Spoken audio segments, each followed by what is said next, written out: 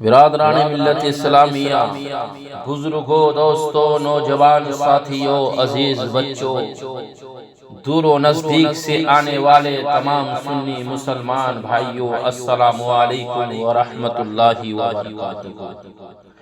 نحمده ونصلي على رسوله الكريم اما بعد فاعوذ بالله من الشيطان الرجيم ببركة بسم الله الرحمن الرحيم قل انما هو اله واحد وانني بريء مما تشركون۔ صدق اللہ المولانا العظیم وبلغنا رسوله النبی الکریم ونحن على ذلك لمن الشاہدین والشاکرین والذاکرین والحمد للہ رب العالمین۔ شاعر فرماتے ہیں کہ محمد کی محبت دین حق کی شرط اول ہے۔ محمد کی محبت دین حق کی شرط اول ہے، اسی میں ہو اگر خامی تو سب کچھ نامکمل ہے۔ اور کی محمد سے وفا تو نے تو ہم تیرے ہیں، کی محمد سے وفا تو نے تو ہم تیرے ہیں، یہ جہاں چیز ہے کیا لوح و قلم تیرے ہے۔ برادران ملت اسلامیہ، میں نے ابھی جس آیت کریمہ کو اپنا موضوع سخن بنایا ہے، اللہ تبارک و تعالی سورہ انعام میں اپنی کتاب قرآن مجید و فرقان حمید میں ارشاد فرماتا ہے، قل انما هو الہ واحد واننی بریء مما تشرکون۔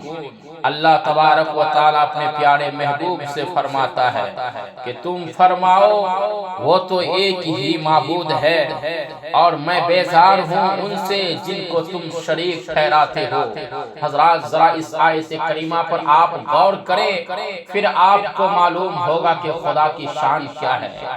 لیکن آؤ اس پر گفتگو کرنے سے قبل ہم سب مل کر عقیدت و محبت کے ساتھ اپنی اپنی غلامی کا ثبوت دیتے ہوئے نبی اور آل نبی پیارے آقا صلی اللہ تعالی علیہ وسلم کی بارگاہ بے کس پناہ میں درود شریف کا ہدیہ پیش کر پڑھے، اللہم صلی علی سیدنا و شفیعنا حبیبنا و مولانا محمد وآلہ وسلم، صلاۃ و سلام علیک یا رسول اللہ صلی اللہ تعالی علیہ وسلم۔ برادران ملت اسلامیہ، میں نے جس آیت کریمہ کو اپنا موضوع سخن بنایا ہے، اللہ تعالیٰ اپنے پیارے حبیب سے فرماتا ہے کہ تم فرماؤ کہ وہ تو ایک ہی معبود ہے اور میں بیزار ہوں ان سے جن کو تم شریک ٹھہراتے ہو۔ حضرات محترم، آج کی قوم کے جوانوں سے میں کہنا چاہوں گا، آج کے مسلمانوں سے میں کہنا چاہوں گا، اس آیت کریمہ سے پتہ چلا، اور صرف اللہ تبارک و تعالیٰ نے ایک جگہ ہی نہیں بلکہ اللہ تبارک و تعالیٰ نے اپنی کتاب قرآن مجید میں جگہ جگہ ایک ہونے کا اعلان کیا ہے۔ اللہ نے اپنا ایک ہونے کا جگہ جگہ میں قرآن کریم میں بیان کیا ہے، لیکن آج ہم نے کبھی سوچا نہیں ہے، کبھی ہم نے پڑھا نہیں ہے۔ قرآن کھول کر دیکھتے، قرآن کھول کر پڑھتے، تب آپ کو معلوم اور پتہ چلتا کہ خدا کی شان کیا ہے۔ آج ہم خدا کی بارگاہ چھوڑ کر کسی اور کی بارگاہ میں چلے جاتے، خدا کا دربار چھوڑ کر ہم نہ جانے کہاں کہاں بھٹکتے پھرتے ہیں۔ مسلمانوں، عبادت صرف اللہ کی جاتی ہے، صرف سجدہ خدا کو کیا جاتا ہے۔ اللہ کے علاوہ کسی کو سجدہ کرنا جائز نہیں ہے، اللہ کے علاوہ کسی کو پوجنا جائز نہیں ہے، اللہ کے علاوہ کسی کو شریک ٹھہرانا جائز نہیں ہے، اللہ کے علاوہ کسی کی عبادت کرنا جائز نہیں ہے۔ اللہ ایک ہے، اس کے علاوہ کوئی دوسرا معبود نہیں ہے۔ وہی ہمارا رب ہے، وہی ہمارا مالک ہے، وہی ہمارا ہم سب کا پالنہار ہے، جو پوری کائنات کو وجود بخشا ہے، جو پوری کائنات کو وجود میں لے کر آیا ہے۔ جو وہی اللہ ہے جس نے آسمان و زمین کو بنایا ہے، وہی اللہ ہے جو موت بھی دیتا ہے، زندگی بھی دیتا ہے، مارتا بھی ہے اور جلاتا بھی ہے اور پوری کائنات کو چلاتا بھی ہے۔ وہی میرا رب ہے، اپنے بندے کو کھلاتا بھی ہے، اپنے بندے کو پلاتا بھی اب وہی میرا رب ہے، وہی ہم سب کے مالک ہے، جو پورے کائنات کے ہر ذرے کو، ہر ذرے کو اللہ تبارک و تعالی، پوری کائنات کے مخلوق کو اللہ روزے دیتا ہے۔ لیکن آج کے جوان، آج کے مسلمان کو معلوم نہیں ہے اللہ کے علاوہ کسی اور کو ہم پوجتے ہیں، اللہ کے علاوہ کسی اور کی بارگاہ میں ہم سجدہ کرتے ہیں، اللہ کے علاوہ کسی اور کی بارگاہ میں ہم اپنے سر جھکاتے ہیں۔ حضرات محترم، سجدہ صرف خدا کا کیا جاتا ہے، عبادت صرف خدا کی جاتی ہے۔ حضرات محترم، ہمیں چاہیے کہ اللہ ہی کو سجدہ کرے، اللہ ہی کی عبادت کیا کرے۔ اللہ کے علاوہ کسی کو سجدہ کرنا، اللہ کے علاوہ کسی کی عبادت کرنا، یہ ہرگز جائز نہیں ہے، یہ حرام ہے۔ آؤ میں بتانا چاہوں گا، آج کے جوانوں کو یہ معلوم نہیں ہے، یہ جو اسلام پہنچا ہے، اسلام کی شان کیا ہے، اسلام کی پہچان کیا ہے، اسلام کا مرتبہ کیا ہے، اسلام کی پہچان کیا ہے۔ اگر کوئی ہم سے پوچھ لے، آج کے جوانوں سے کوئی پوچھ لے کہ تم مسلمان ہو، بتاؤ مسلمان ہونے کی پہچان کیا ہے، اسلام کی پہچان کیا ہے، اسلام میں کیا ارکان ہے، اور اس ارکانوں میں سے پہلا رکن کیا ہے، اس رکن کا مرتبہ کیا ہے، اس رکن کی فضیلت کیا ہے۔ حضرات محترم، معلوم نہیں ہے جوانوں کو۔ جوان آج اپنی زبانوں کو گانے سے سجایا ہے، اپنا دل بالکل گناہوں سے کالا کر دیا ہے، اپنا قلب گناہوں سے کالا کر دیا ہے، گناہ کر کر کے ہر انسان اپنے دل کو کالا کر دیا ہے۔ آج ہمارے دلوں میں زنگ لگ چکا ہے۔ حضرات، یہ زنگ کیسے دور ہوگا، یہ گندگی کیسے دور ہوگی، یہ دل کیسے صاف ہوگا، یہ قلب کیسے صاف ہوگا؟ تو میرے نبی فرماتے ہیں، میرے آقا فرماتے ہیں، جس طرح لوہا پانی میں رہنے سے لوہے پر زنگ آ جاتا ہے تو اس کو گھسنے سے اس کا زنگ دور ہو جاتا ہے، اسی طرح انسان کے دل میں بھی زنگ لگ جاتا ہے، انسان کے دل میں زنگ لگ جاتا ہے۔ پھر یہ زنگ کیسے دور ہوگا؟ ہمارا ہاتھ دل تک نہیں پہنچ سکتا ہے، ہماری انگلی دل تک نہیں پہنچ سکتی ہے، ہمارا ہاتھ نہیں پہنچ سکتا ہے، تو پھر اس دل کو کیسے صاف کیا جائے، اس قلب کو کیسے صاف کیا جائے؟ جس دل میں زنگ لگ چکا ہے، جس دل میں زنگ لگ چکا ہے، اس زنگ کو کیسے دور کیا جائے؟ تو میرے نبی فرماتے ہیں، اس زنگ کو دور کرنا چاہتے ہو تو خدا کا کلام پڑھو، خدا کی کتاب کی تلاوت کیا کرو۔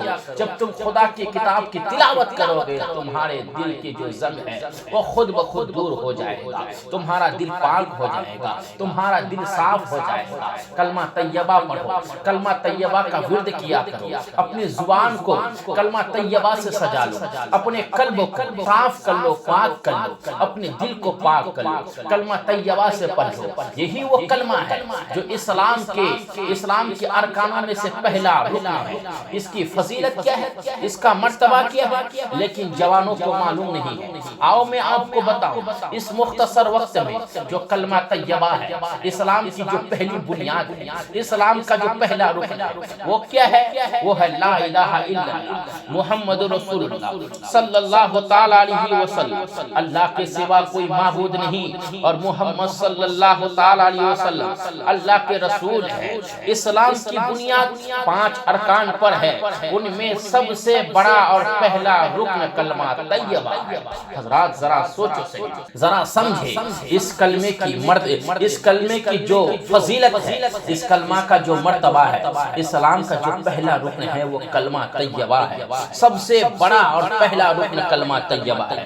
یہی وہ کلمہ ہے جسے انسان پڑھ کر صاحب ایمان بنتا ہے، مومن بنتا ہے، مسلمان بنتا ہے۔ یہی وہ کلمہ ہے جسے انسان پڑھ کر صاحب ایمان بنتا ہے۔ یہ کلمہ بندے کی طرف سے توحید و رسالت کی، یہ کلمہ بندے کی طرف سے توحید و رسالت کو دل سے قبول کرنے اور زبان سے اظہار کرنے کا اقرار ہے۔ اسی کلمے کے اقرار کے لیے خدا نے یہ کائنات تخلیق کی۔ یہی وہ کلمہ ہے جسے اس نے عرش معلی پر لکھ دیا ہے۔ کلمہ حسن ازل کی نمود ہے، کلمہ تیری قوت و لازوال کا آئینہ ہے۔ زمین و آسمان تیرے مدح سرا ہے، چاند سورج اور ستارے تیرے کلمے کا گیت گا رہے ہیں۔ ہوائیں تیری تلاش میں سرگراں ہے، دن رات تیرے ہونے کا ثبوت دے رہے ہیں۔ بادلوں کی گرج اور چمک تیرے کلمے کے جلال و جمال کا اظہار کر رہی ہے۔ پانی پہ تیرنے والے کشتیاں اور جہاز اسی کلمے کے بھروسے پر روا دوا ہیں۔ بحر بے کرام پانی کے جانور شب و روز تیرے کلمہ توحید میں لگے ہوئے ہیں۔ پرندے اپنے بولیوں میں اسی کلمے کے راگ میں مگن ہیں۔ درختوں کے پتے بھی تیری مدح سرائی میں محو ہے۔ گویا کہ ہر چیز تیری حمد و ثنا میں مصروف ہے۔ یعنی دنیا میں جتنی چیزیں ہیں، دنیا میں جتنی مخلوقیں ہیں، دنیا میں جتنی چیزیں ہیں، چاہے وہ ذرات ہو، چاہے وہ قطرات ہو، چاہے وہ پتے ہو، چاہے چھوٹی سی بڑی مخلوق ہو، جتنی بھی چیزیں ہیں، ساری چیزیں، تمام چیزیں خدا کی حمد و ثنا میں مصروف ہیں۔ پھر اے حضرت انسان، تو بھی من اور تن اسی کلمے پر عمل پیرا ہو جا۔ آخر تجھے کیا ہو گیا ہے؟ تو اس کلمے کا ورد کیوں نہیں کرتا ہے؟ تو اس کلمے کو اپنی زبان کو کیوں نہیں سجاتا ہے؟ اپنی زبان کو کیوں نہیں پاک کرتا ہے؟ اپنے قلب کو کیوں نہیں پاک کرتا ہے؟ جب اس کلمے کو نہیں پڑھو گے تب تک تمہارا دل پاک نہیں ہوگا، تمہارا قلب پاک نہیں ہوگا۔ اگر اپنے قلب کو پاک کرنا چاہتے ہو، دل کو پاک کرنا چاہتے ہو، وجود کو صاف کرنا چاہتے ہو، وجود کو پاک کرنا چاہتے ہو، اور یہاں تک بڑی بات یہ کہہ دوں، یعنی اگر تم جنت کی پروانا چاہتے ہو تو کلمہ طیبہ پڑھنا شروع کر دو۔ یہ کلمہ طیبہ جس دن سے تم پڑھنا شروع کرو گے، دنیا بھی سور جائے گی اور آخرت بھی تمہاری سورتی ہوئی نظر آئے گی۔ اس لیے کہ آج ہی سے کلمہ طیبہ پڑھنا شروع کر دو۔ جو تمہاری زبان پہ شکایتیں آتی ہے، کبھی مصیبت کی، کبھی پریشانی کی، کبھی تکلیف کی، کبھی وبا کی، کبھی اور چیز کی پریشانی آتی ہے، لیکن تم نے کلمہ طیبہ کو پڑھنا چھوڑ دیا ہے، اسلام کو تم نے سمجھنا چھوڑ دیا ہے، قرآن کو پڑھنا تم نے چھوڑ دیا ہے، نماز پڑھنا تم نے چھوڑ دی ہے، مسجد میں جانا تم نے چھوڑ دیا ہے۔ جس دن سے یہ کام کرنے لگو گے، کیونکہ اللہ تبارک و تعالیٰ کب انسان سے، کب بندوں سے خوش ہوتا ہے، اللہ کب خوش ہوتا ہے؟ نماز پڑھو گے اللہ راضی ہوتا ہے، یہ دعا کرو گے اللہ راضی ہوتا ہے، کلمہ طیبہ پڑھو گے اللہ راضی ہوتا ہے، نیک کام کرو گے اللہ راضی ہوتا ہے۔ اس لیے خدا کو راضی کرنا چاہتے ہو تو کلمہ طیبہ بھی پڑھا کرو، نماز بھی پڑھا کرو۔ ادھر تم کلمہ طیبہ پڑھو گے، نماز پڑھنا شروع کر دو گے، ہاتھ اٹھا کر رب کی بارگاہ میں دعا کرو گے، ہاتھ تمہارا نیچے بعد میں آ جائے گا، رب کی بارگاہ میں پہلے قبول کرے گا۔ حضرات محترم، یہ کلمہ طیبہ کی فضیلت ہے، یہ کلمہ طیبہ کا مرتبہ ہے، کیونکہ ساری چیزیں پڑھتی ہیں، ہر چیز پڑھنے میں مصروف ہے، لیکن کلمہ طیبہ کی دو جز ہے۔ پہلا جز لا الہ الا اللہ ہے، اس میں اللہ تعالیٰ کی توحید ہے، یعنی اللہ تعالیٰ کے سوا کوئی ایسی ہستی نہیں جو عبادت اور بندگی کے لائق ہو۔ اس کا دوسرا جز رسول اکرم صلی اللہ تعالیٰ علیہ وسلم کی رسالت ہے، یعنی توحید کے ساتھ حضور نبی کریم صلی اللہ تعالیٰ علیہ وسلم کی رسالت کی تصدیق کرنا اور شہادت دینا، ان دونوں جزوں کو دل و جان سے قبول کرنے کا نام ایمان ہے۔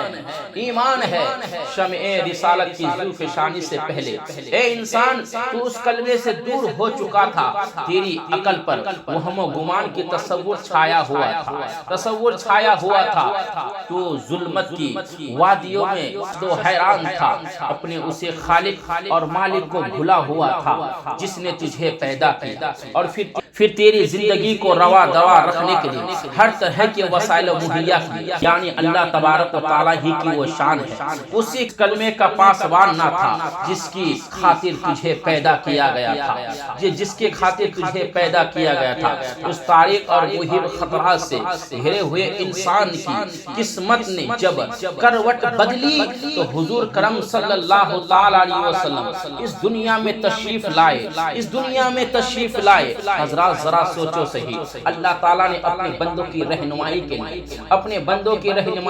بھیجتا گیا، انبیاء کو بھیجتا گیا، اپنی کتاب بھی دیا، صرف اپنے بندوں کی رہنمائی کے لیے، اپنے بندوں کی ہدایت کے لیے۔ لیکن آؤ ہم بھول چکے ہیں، قرآن پڑھنا بھول چکے ہیں، قرآن ہم دیکھنا نہیں چاہتے ہیں، قرآن ہم پڑھنا نہیں نہیں چاہتے ہیں، قرآن ہم کھولنا نہیں چاہتے ہیں۔ حضرات اس دنیا میں جب میرے آقا صلی اللہ تعالیٰ علیہ وسلم تشریف لائے تو آپ نے کلمہ طیبہ کا پرچار کا علم بلند کیا، علم بلند کیا۔ اس کلمہ کا پرچار میرے نبی نے کیا، اسی کلمے کا پرچار حضرت آدم نے کیا، اسی کلمے کا پرچار حضرت نوح نے کیا، اسی کلمے کا پرچار حضرت شیس نے کیا، اسی کلمے کا پرچار حضرت یعقوب نے کیا، اسی کلمے کا پرچار حضرت موسیٰ عیسیٰ نے کیا۔ جتنے انبیاء کرام آئے یعنی کم بیش 1 لاکھ یا 2 لاکھ انبیاء کرام دنیا میں تشریف لائے، ہر ایک نے اسی کلمے کا پرچار کیا، اس کلمے کو بلند کیا، اس کلمے کا پرچار کیا۔ ہمیں بھی چاہیے اس کلمے کا پرچار کریں، ہمیں بھی چاہیے اس کلمے کو پڑھیں اور دوسرے تک پہنچائے، دوسرے تک اس کلمے کو پہنچائے، خود بھی سیکھے، دوسرے کو بھی سکھائے، اپنے اولاد کو تعلیم دے، اب سارے لوگوں کو بولے کہ اس کلمے کو ورد کیا کریں، اس کلمے سے اپنی زبان کو سجا لے۔ حضرات محترم اپنے یعنی میرے آقا صلی اللہ تعالیٰ علیہ وسلم جب دنیا میں تشریف لائے تو آپ نے کلمہ طیبہ کا پرچار کا علم بلند کیا، اسے بھولے ہوئے انسان کو کلمہ طیبہ کا راہ بتلایا کہ ان بتوں نہر پرستوں کو چھوڑ کر ایک خدا کو مان اور اس کی پوجا کر، کیونکہ وہی پوجا کے لائق ہے۔ جنہوں نے اس کلمہ کی آواز پر لبیک کہا، جب میرے نبی نے اس کلمے کو بلند کیا،